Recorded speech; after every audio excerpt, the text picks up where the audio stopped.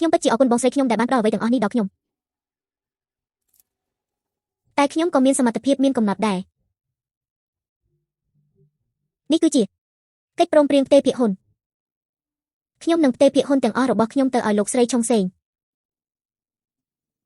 សៀវវៃឯងកំពុងធ្វើអី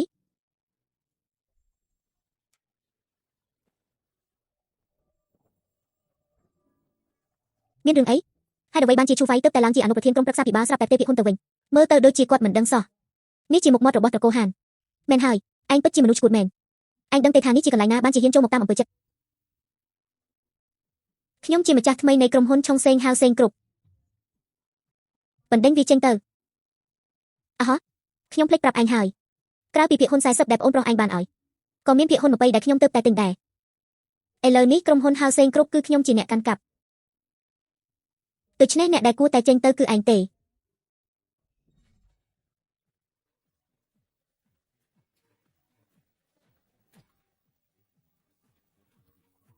ពិតជាមានសមត្ថភាពមែនស៊ីវណៃយូ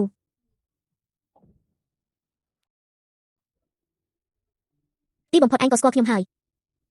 ឯងបានរំលោភបំពានកាន់កាប់តំណែងដែលមិនមែនជារបស់ឯងយូរណាស់មកហើយឥឡូវនេះដល់ពេលត្រូវប្រគល់វាទៅម្ចាស់វាវិញហើយ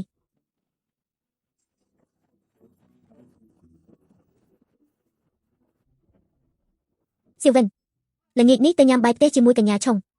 ខ្ញុំចង់ទទួលភ្ញៀវមិត្តចាស់របស់ខ្ញុំគឺសៀវមេលីឲ្យបានល្អ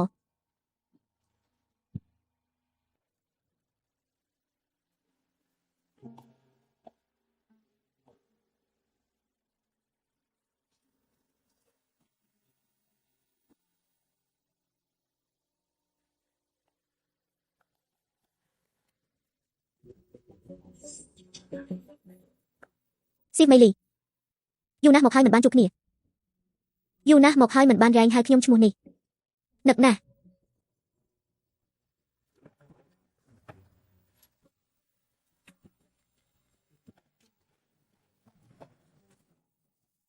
ឯងចង់ធ្វើអ្វីឯងធ្លាប់ធ្វើឲ្យខ្ញុំកូនខ្ញុំនិងម្ដាយខ្ញុំស្រក់ឈាមច្រើនណាស់ឥឡូវនេះខ្ញុំនឹងប្រើឈាមរបស់ខ្ញុំផ្ទាល់ដើម្បីសងបំណុលជំនួសពួកគេវិញគ្រាន់តែសម្លាប់ខ្ញុំហាហាហាមើលទៅឯងភ័យខ្លាំងណាស់ខ្ញុំមិនសម្លាប់ឯងទេខ្ញុំគ្រាន់តែប្រើច្បាប់ដើម្បីដាក់ទណ្ឌកម្មគ្រាន់តែគួរឲ្យស្ដាយឯងមិនចេះឲ្យតម្លៃដូចប្អូនប្រុសឯងវ៉ាន់លីទេឯងមានន័យយ៉ាងម៉េចប្អូនប្រុសឯងតែងតែដឹងថាខ្ញុំជាស៊ីវមេលីដូច្នេះហើយទើបតែងតែជួយខ្ញុំមើលនេះជាភស្តុតាងឧក្រិដ្ឋកម្មដែលឯងបានរំលោភបំពានកាន់កាប់ភាគហ៊ុនរបស់ខ្ញុំដោយខុសច្បាប់កាលពីពេលនោះប្អូនប្រុសឯងជូនខ្ញុំជាការភ្ញាក់ផ្អើលមែន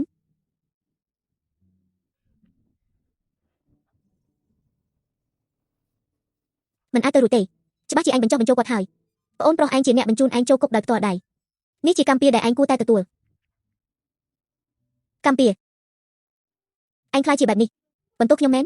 ទោះជាយ៉ាងណាខ្ញុំក៏នៅតែមានវិធីទី2ដើម្បីដណ្ដើមប្តីឯងសម្លាប់កូនឯងមើលទៅឯងដល់ពេលនេះនៅតែមិនចេះកែខ្លួនទៀត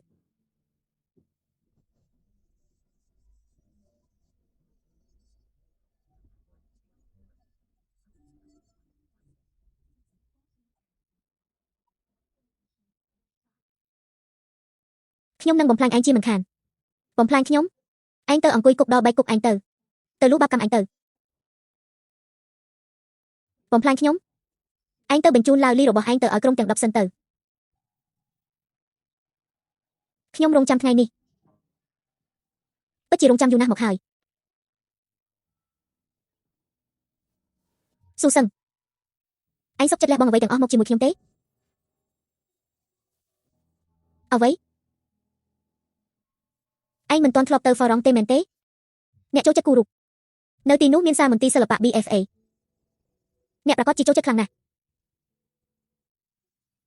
បើសិនជាអ្នកព្រមខ្ញុំសុខចិត្តបោះបង់អ្វីទាំងអស់ដើម្បីទៅតាមអ្នកស្ពឹកថាជីវិតទៅមុខនេះនឹងរស់នៅដើម្បីខ្ញុំតែម្នាក់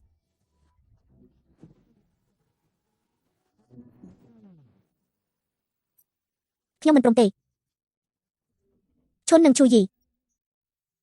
អ្នកណានិងអ្នកណាខ្ញុំសុំសួរអ្នកមួយបានទេអ្នកចង់និយាយអ្វីក្តីស្រឡាញ់របស់អ្នកចំពោះខ្ញុំអាចលើកពីការស្អប់បងស្រីរបស់ខ្ញុំបានទេ រហូតមកដល់ពេលនេះហើយមិននឹកស្មានថាអ្នកនៅតែឆោតល្ងង់បែបនេះសោះ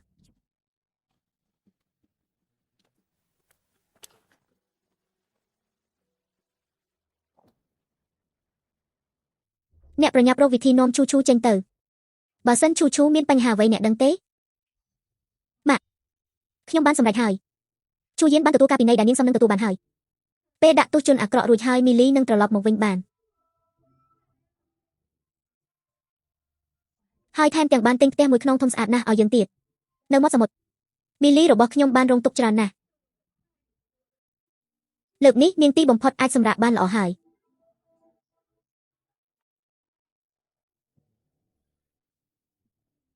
កញ្ញាឈូសូមមេត្តាចេញមកបន្តិចបងថ្លៃមន្ទីរពេទ្យរបស់លោកស្រីលូយីវស៊ីថ្លៃមន្ទីរពេទ្យខ្ញុំទើបតែបងការពីម្សិលមិញមែនទេ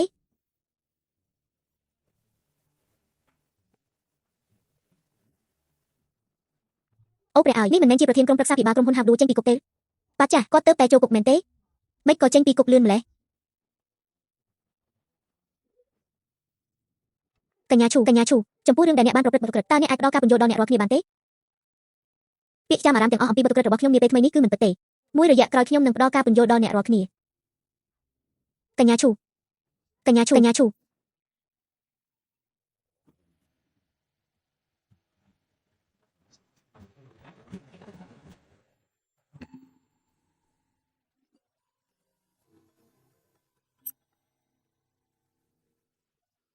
សៀវីទីបំផុតចំនួនរវាងយើងបានបញ្ចប់ហើយតាំងពីពេលនេះទៅយើងនឹងបន្តពឹងពាក់គ្នាទៅវិញទៅមកដោយកាលពីក្មេងបងស្រីនឹងក្លាយជាមនុស្សសំខាន់បំផុតសម្រាប់អូនជានិច្ច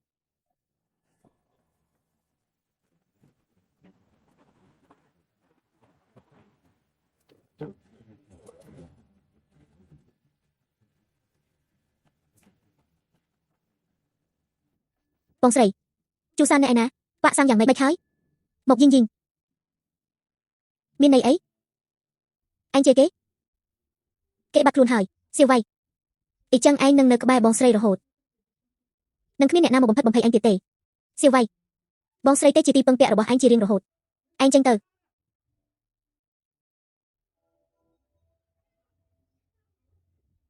របួសឯងរបួសនៅកន្លែងណា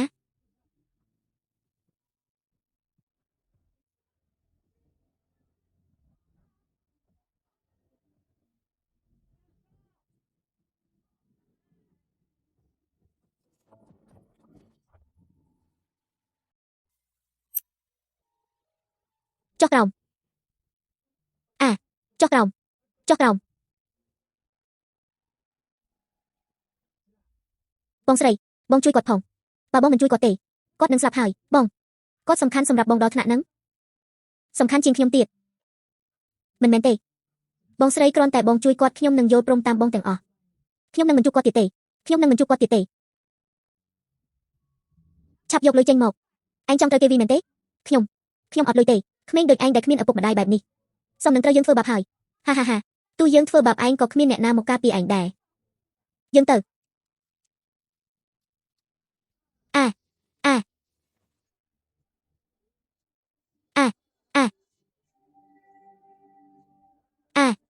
សៀវវីឯងមកទីនេះមិនបានបងបារម្ភពីឯងខ្លាំងណាស់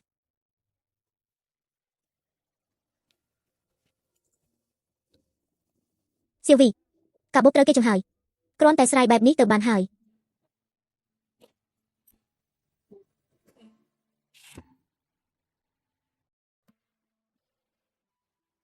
សៀវវីបើក្រោយពេលនេះមានអ្នកណាធ្វើបាបឯងទៀតឯងគ្រាន់តែផ្លុំកញ្ចែទៅបងស្រីមកដល់ឆាប់នេះហើយបើមានបងស្រីនៅខ្ញុំក៏លែងខ្លាចដែរចាប់ឲ្យជាប់ណាសៀវវីរបស់យើងធំប៉ុណ្ណឹងតាំងពីពេលណាទៅ2-3ឆ្នាំទៀតកម្ពស់នឹងខ្ពស់ជាងបងស្រីបាត់ហើយបើបងស្រីមិនចូលចិត្តទេខ្ញុំនឹងមិនលូតកម្ពស់ទៀតទេអត់ទេកូនត្រូវឆាប់ធំត្រូវការពារបងស្រីបងស្រីច្រៀងឲ្យកូនស្ដាប់បានទេបានបងស្រីច្រៀងពីរោះជាងគេនៅលើโลกនេះមានតែម៉ែទេដែលល្អមានម៉ែដូចមានកែវភ្នែក